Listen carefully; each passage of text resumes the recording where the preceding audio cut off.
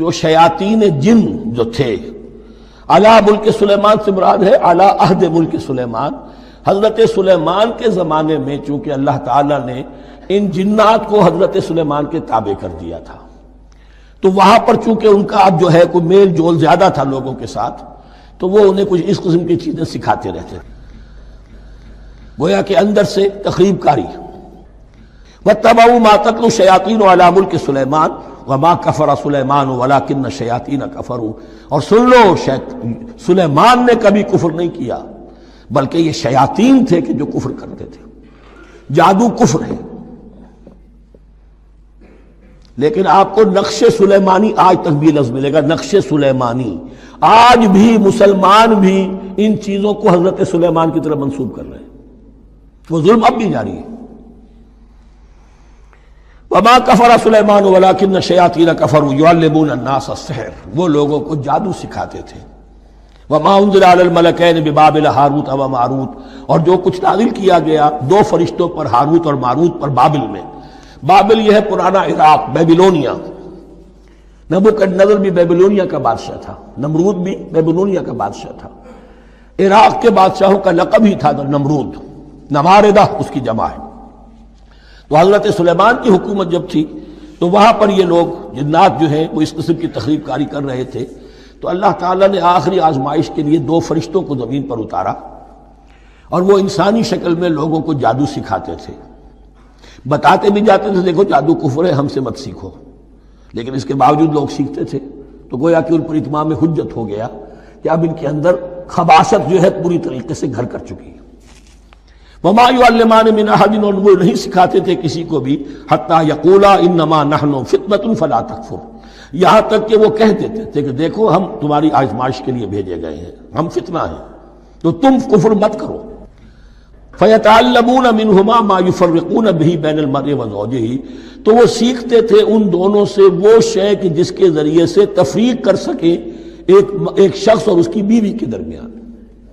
تفرقہ ڈالنا گھروں کے اندر، فساد۔ اب بھی یہ عورتوں کے اندر یہ کام بڑی تیزی کے ساتھ چلتے ہیں، تعویذ اور دھاگے اور کیا کچھ گنڈے چلتے ہیں۔ وما هم بضارین بہ من احد، اور نہیں تھے وہ ضرر پہنچانے والے کسی کو کچھ بھی الا باذن اللہ۔ ایمان کا تقاضا یہ ہے کہ چاہے کوئی دوا ہو وہ بھی باذن رب کام کرے گی، ورنہ نہیں۔ کوئی اور اسباب طبیعیہ ہیں، ان کے بھی اثرات ظاہر ہوں گے اگر اللہ چاہے گا، اس کے بغیر کچھ نہیں ہو سکتا۔ جادو کا بھی اثر ہوگا تو اللہ کے اذن سے ہوگا، تو بندہ مومن کو ڈٹے رہنا چاہیے اور مقابلہ کرنا چاہیے۔ وما هم بضارین بہ من احد الا باذن اللہ ویتعلمون ما یضرهم ولا ینفعهم، اور وہ سیکھتے تھے ان سے وہ چیزیں جو ان کے لیے مضرت بخش تھی، ضرر پہنچانے والی، اور انہیں نفع نہیں پہنچاتی تھی۔ وَلَقَدْ عَلِمُوا لَمَنِ اشْتَرَاهُ مَا لَهُ فِي الْآخِرَةِ مِنْ خَلَاقٍ، حالانکہ یہ بات ان کے علم میں آ چکی تھی کہ جس نے بھی اس چیز کو حاصل کیا، جادو سیکھا، اس آپ تفصیل سے وضاحت کریں کہ جب کوئی مسلمان مرد، وہ مرد کی بجائے مدد لکھا ہے، کسی بیرونی ملک میں کسی انگریز عورت سے شادی کرتا ہے تو کیا یہ جائز ہے کہ نہیں؟ یا پھر وہی انگریز عورت شادی سے پہلے مسلمان ہو کر شادی کر لے تو کیا یہ اسلام کی روح سے جائز ہے؟ اور یہ روح لکھا ہے روح ہے سے، اسلام کی روح سے جائز ہے۔ اس کے متعلق اسلام کیا کہتا ہے؟ دیکھیے، اہل کتاب سے نکاح کی اجازت خواتین سے مسلمان مردوں کو دی گئی، اور اس میں اب البتہ کچھ لوگوں کی رائے یہ ہے کہ آج کل کے یہودی اور آج کل کے عیسائی اہل کتاب نہیں ہیں، مجھے ان سے اختلاف ہے۔ میرے نزدیک یہ تثلیث کا عقیدہ اس وقت بھی موجود تھا جب قرآن نازل ہوا، اور قرآن میں اس کی نفی کی گئی ہے۔ جو گمراہیاں ہیں یہود کی وہ اس وقت بھی تھیں جب قرآن نازل ہوا، اور قرآن میں ان پر تنقید کی گئی ہے۔ اس کے باوجود اگر انہیں اہل کتاب شمار کر کے اجازت دی گئی تو وہ اجازت جو ہے اس کو ہم منسوخ نہیں کر سکتے۔ جس طرح اللہ کی کسی حرام شے کو حلال ٹھہرا لینا غلط ہے، اسی طرح کسی حلال شے کو حرام کر دینا بھی اتنا ہی غلط ہے، اس لیے کہ حلال اور حرام کرنے کا اختیار اللہ کے ہاتھ میں، ہمارے ہاتھ میں نہیں ہے۔ تو اگر اہل کتاب کی خواتین سے اجازت ہے نکاح کی تو نکاح ہو سکتا ہے، وہ چاہے پاکستان میں ہو چاہے باہر ہو۔ باقی اگر کوئی اللہ کی بندی اسلام لے آئے تو کیا کہنے نور علی نور ہے،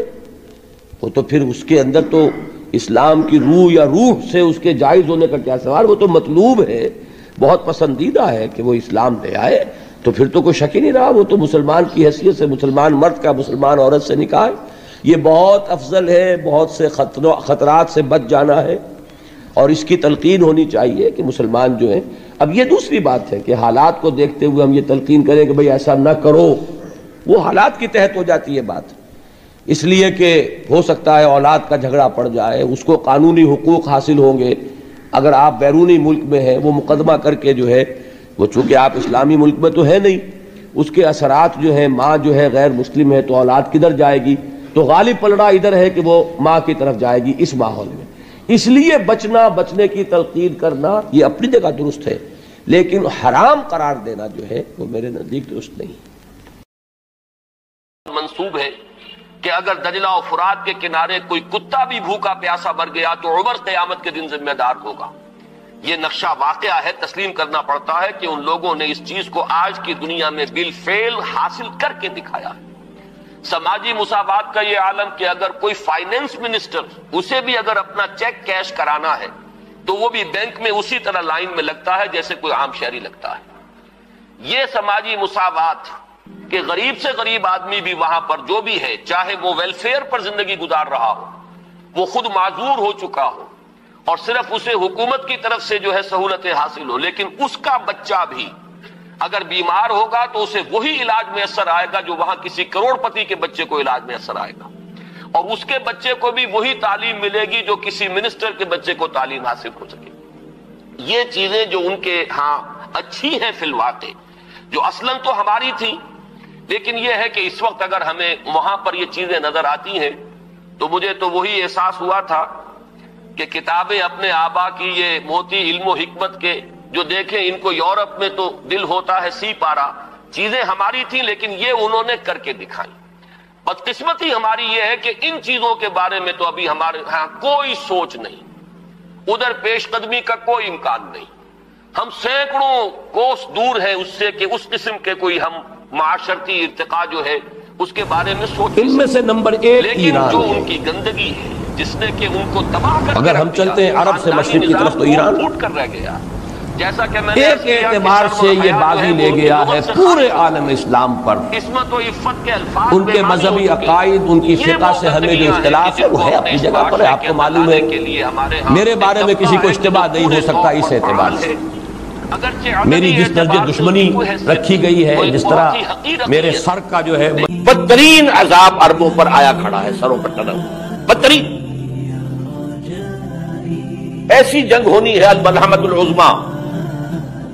جس کو کہ میں بھی آپ کے گواہی پہ